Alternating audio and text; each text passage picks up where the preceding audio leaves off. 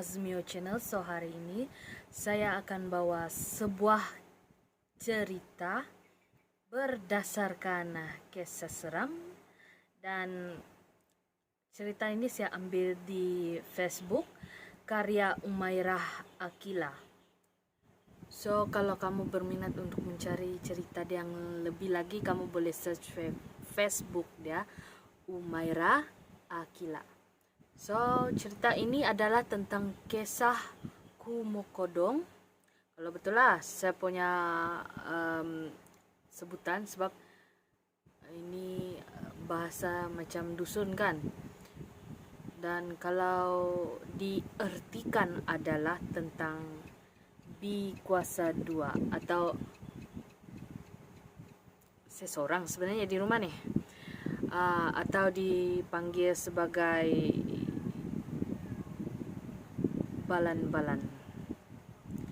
Kalau ikut cerita kita tidak boleh sebut nama dia, so saya akan hanya panggil dia Bi Kuasa 2. So without any further ado, let's get into the story.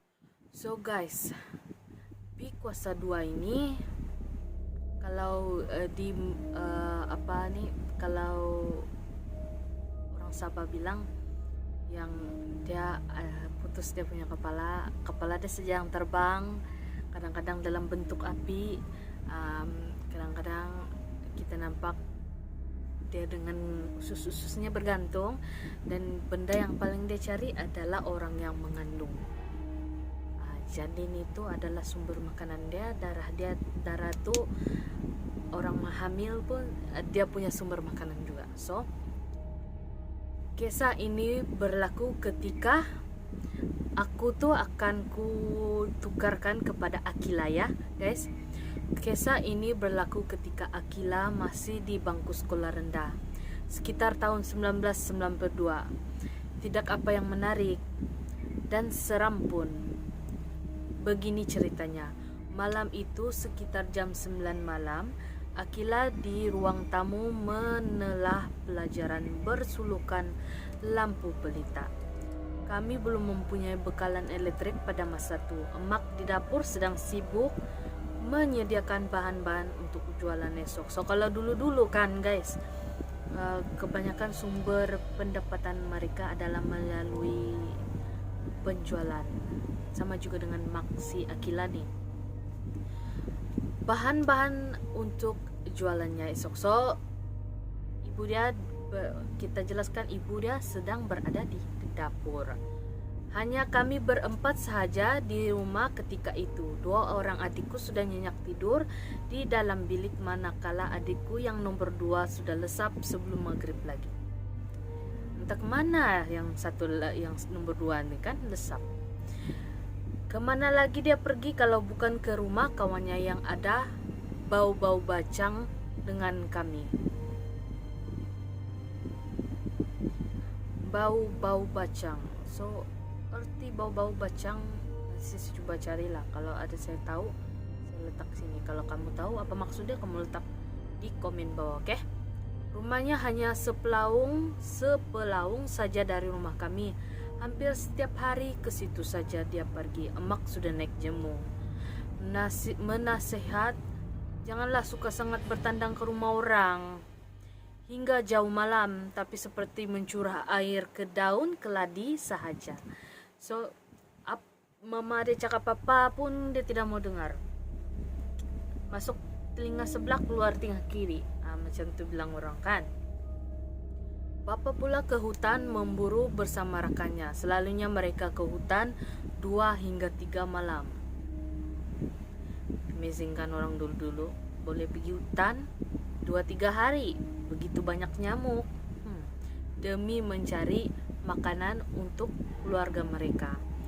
So selain berburu, bapa suka mencari rotan dan buluh untuk dibuat bakul panjang yang dipanggil wakid.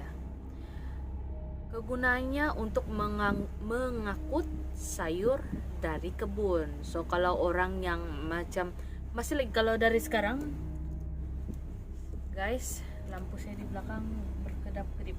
Inilah nih rotan. Dorang akan buat untuk menjadi seperti ini, tapi ini dalam bentuk bakul ya guys. Ketika Akila sibuk menulis di atas buku latihan, tiba-tiba Akila mendengar sayup-sayup bunyi seperti ayam betina berketuk, bermasuk, ya berkokok, macam berbunyi lah bah kalau dipanggilkan. So dia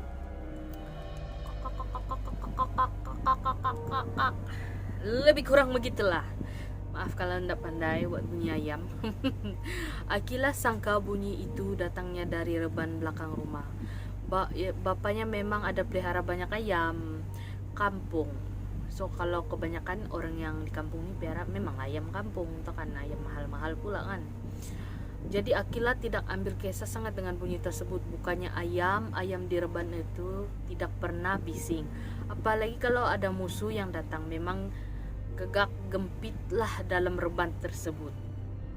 Emak sudah berjalan mundar-mandir seperti orang susah hati di hadapanku.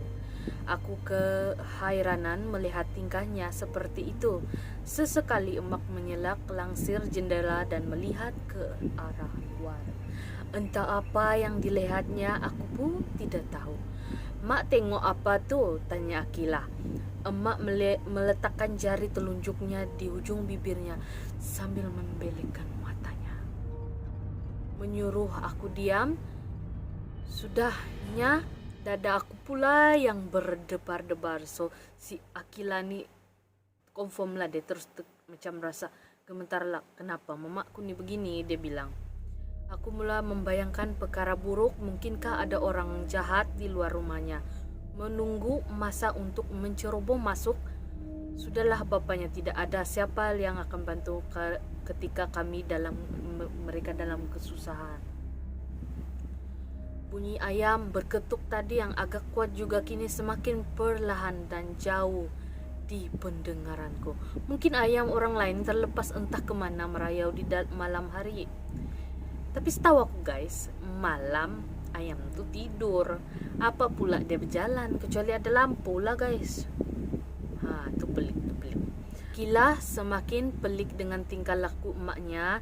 Dia mencari-cari sesuatu di dapur. Aku berdiri di muka pintu dapur sambil menggaru-garu kepala. Tidak gatal. Pada ketika itu juga mataku terarah pada jendela di dapur. Seperti ada bola terbang melintas di situ.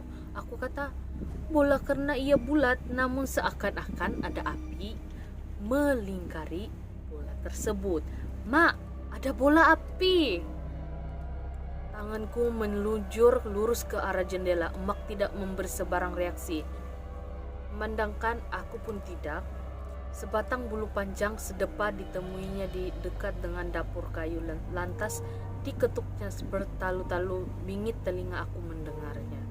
Adik kecilku yang berusia 2 tahun menangis kuat di dalam bilik. Mungkin dia terkejut mendengar bunyi bingit dari bulu yang diketuk emak. So Akila berlari menuju ke bilik dan menggendong adik dia, membawanya keluar. Adik Akila ni seorang yang nyenyak sejati dunia, seperti tidak terganggu dengan bunyi tersebut. Baru saja Akila melangkah kaki ke dapur, tiba-tiba pintu utama dibuka dengan kasar. Hampir saja adik di dalam pangkuan dia terlepas gara-gara terkejut. Aku ingat orang jahat manalah yang telah merempuh masuk ke dalam rumah. Rupa-rupanya adikku yang suka merayau itu sudah terpacak di hadapanku sambil tersengi-sengi macam karang busuk. Datang-datang ya begitu kan. Mahu saja aku piat telinga dia. So piat telinga itu adalah maksud dia dia cubit. Kalau nakal kan selalu kena cubit. Jadi kalau nakal memang kalau dulu-dulu dia adalah yang istilah alalala kan, kesian dia dah. Kalau kau buat masalah kau kena rotan. Macam tu. Hoi, akak, tahukah? Tadi kan masa aku berjalan pulang, tiba-tiba ada burung besar terbang atas kepalaku. Tapi burung tu pelik lah. Bulunya panjang macam rambut orang. Lepas tu kan dia bawa macam usus ayam panjang-panjang. Burung apalah itu kan? So adik dia ni tertanya-tanya, apa yang tu burung bawa? Padahal bukan burung masalahnya. beda bikuasa dua tuh.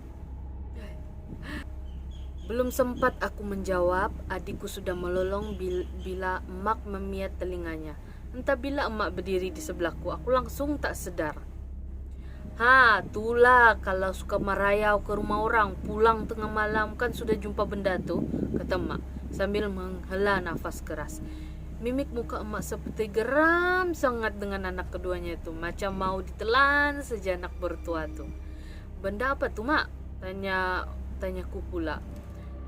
Akila juga ingin mengetahui burung apa seperti yang diceritakan adiknya itu. Tapi emaknya tidak menjawab. Sebaliknya dia suruh kami semua tidur dalam bilik. Sekali Akila melihat ke arah tingkap yang bertiup langsir nipis, manalah tahu bola berapi itu kan melintas lagi. Ataupun burung besar membawa usus ayam. Aku pun ingin melihat juga burung pelik tersebut. Hendak pergi keluar rumah, aku tidak berani. Lagipun sebelum masuk tidur, emak sudah pesan jangan keluar lagi. Sampai Akila terlena tidak ada benda yang melintas di luar jendela seperti yang Akila harapkan. Keesokan harinya, selepas pulang dari sekolah dan selepas menjamah hidangan tengah hari, emaknya memanggil kami dua beradik duduk di hadapannya di ruang tamu. So Akila duduklah bersimpu di atas lantai merenung ke wajah emaknya, menanti apa yang hendak disampaikan. Kalau kamu berdua hendak tahu apa benda semalam yang kamu nampak tuh, itulah nama dia Kumukodong. Bukan burung, tapi kepala orang yang sudah terpisah dari badan. Usus yang kamu nampak tuh bukan usus ayam, tapi usus dia. Dia datang hendak menghisap darah perempuan lepas bersalin. Kami berdua terlopong mendengar cerita emak. Bukan burung rupanya. Serem sejuk Akila mendengarnya. Kau. Konceng. Nasib kau baik sebab kau tidak melihat wajah Kumukodong tuh. Kalau tidak pasti kau sudah berlari. Tidak cukup tanah dan silap hari bulan boleh demam. Kalau aku rasa aku udah pingsan dah. Koma dah tuh. Muka dia tuh buruk betul dengan mata yang merah menyala, kata emak tunjukkan pada adik-adiknya. Dia membisu, mungkin sedang menghadam kata-kata emak dia tadi itu. Dan aku pula mula mengajukan pertanyaan berkenaan dengan bola api dan kenapa emakku mengetuk batang bulus tersebut hingga bingit telinga orang mendengarnya. Kata emak, bola api itu adalah Kumukodong tersebut. Dia boleh dilihat dalam bentuk bola api juga. Kalau dilihat dari jauh ia memang nampak cantik. Namun bila mendekat ia menyerupai wajah yang hodoh dengan tali perut berjuntai. So kalau Kumukodong ini memang dia tanggalkan kepala dia dari, pisahkan badan dia dari kepala dia, dan dia akan bawa usus-usus dia tuh, jantung-jantung dia. Kamu paham lah yang lagi tanya seram. Kumukodong tuh berbunyi seperti ayam berketuk. Jika bunyinya dekat bermakna ia jauh, dan bila dia berbunyi jauh maknanya dia dekat. Bayangkanlah masa itu kita membuka pintu, sebaik pintu terbuka makhluk itu sudah terpampang di mata.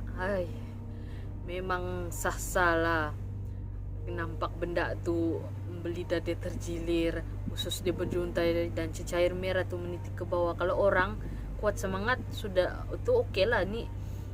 Kalau aku memang aku jatuh pingsan lah. Mengenai dengan bulu yang diketuk dan bertujuan untuk menghalau Kumukodong tersebut supaya dia pergi jauh dari situ. So ikut dari dulu-dulu memang begitulah. Barulah aku tahu tujuan emak mengetuk bulu tersebut. Rupa-rupanya malam itu emak juga takut dan meremang satu badan, tapi dia pura-pura aja macam tiada apa-apa yang berlaku. Kuatkan semangatlah demi anak-anak. Takut pula yang nanti Akila ni nangis pula kan. Sekarang huru-hara pula. Kumukodong adalah panggilan dalam bahasa dusun Sabah di Semenanjung. Pula ia dipanggil hantu pendangkal. Ia juga sama dengan baba. Bikuasa dua lah belan-belan ya. Kejut aku. bersin pula. Mereka mengamalkan ilmu hitam untuk kepentingan diri sendiri. Setelah mereka akan terpisah dari badan dan terbang mencari mangsa dengan tali perut berjutai. Selalunya mangsa Komokodong ialah wanita. Lepas bersalin, dia akan menghisap darah mereka. Sama juga dengan darah kotor ya guys. So berhati-hati kalau kamu period, jangan buang sembarangan. Kamu punya pempos tuh buang. Kasih bersih, buang bagus-bagus. Kalau ndak mau tuh Komokodong pergi dekat kamu lah. Ada orang pernah berkata cecair yang menitik dari tali perutnya akan menyebabkan berkudis kepada orang yang terkena. Dan untuk menghapuskan Komokodong tersebut, badan dia hendaklah diterbalikan supaya kepalanya tidak lagi dapat bercantum dengan badan, ataupun serbuk kaca ditaburkan di lehernya yang terputus. So siapa tahu kan mujarab atau tidak, tapi kalau kamu jumpa kamu boleh coba. Tapi kalau bilang orang di sinilah kalau kamu jumpa badan dia, kamu tanam atau kamu tapuk supaya dia tidak dapat pulang sebelum pagi. Jadi kalau dia sudah matahari sudah timbul, dia tidak terbalik pergi badan dia, memang confirm. Apa lagi mau buat, matilah jawab dah. Sejak kejadian bertemu dengan burung berambut seperti manusia membawa usus ayam, adikku sudah jarang keluar malam. Katanya dia takut kalau Komokodong itu datang lagi memperlihatkan wajah yang hodoh, dan dia lebih risau kalau dia lari tidak cukup tanah, sehingga manalah dia akan sampai nanti. Takut kami semua tidak tahu keberadaannya. Tahu juga takut kan? Aku usik adikku, mungkin kau akan sampai ke hujung dunia. Di sana ada macam-macam hantu. Pilihlah yang mana satu kau berkenan dibuat kawan. Dia mengejarku keliling rumah dengan selipar riji pun di tangannya. So sekian, itu saja cerita dari karya Umaira Akila. So cerita pasal Bi Kuasa 2 nih kan. Kampung ini ada sepasang suami istri. Pernah nampak, bukan mereka sajalah, saya pun pernah nampak. Kau tahu lah kalau di kampung kan tandas ini jauh. Sama dia aku mau berak tandas awam yang ke hutan tuh, atau kau pergi tandas yang kat atas tuh, jauh sangat dekat rumah saya punya rumah nenek laki saya. Kau bayangkanlah jauh, aku seorang dengan lampu sulu, aku nak pergi ke atas tuh, tapi aku rasa ini bukan Bi Kuasa 2 lah, mungkin benda lain. Waktu tuh aku naik ngam-ngam ke jalan raya tuh, aku nampak ke tepi tuh kan, tepi tuh ada kuburan, ada lampu, satu aja lampu nih, lampu tuh putih ke kuning. Aku nggak ingat sebab makin lama makin dia besar guys. So sebelum dia besar tuh baik aku lari dulu. Kalau aku tak lari, aku yang mampus jawabnya. Tapi terus aku pergi balik rumah, terus aku minta kawan lah, saya punya laki. Tapi tiada benda tuh limpas. Kalau kereta, motor, benda tuh ada bunyi. Ini tak ada. Kamu rasa apa benda tuh?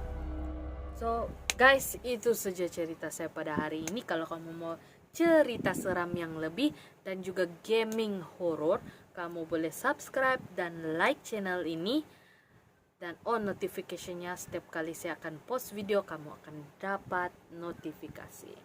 So bye and berhati-hati.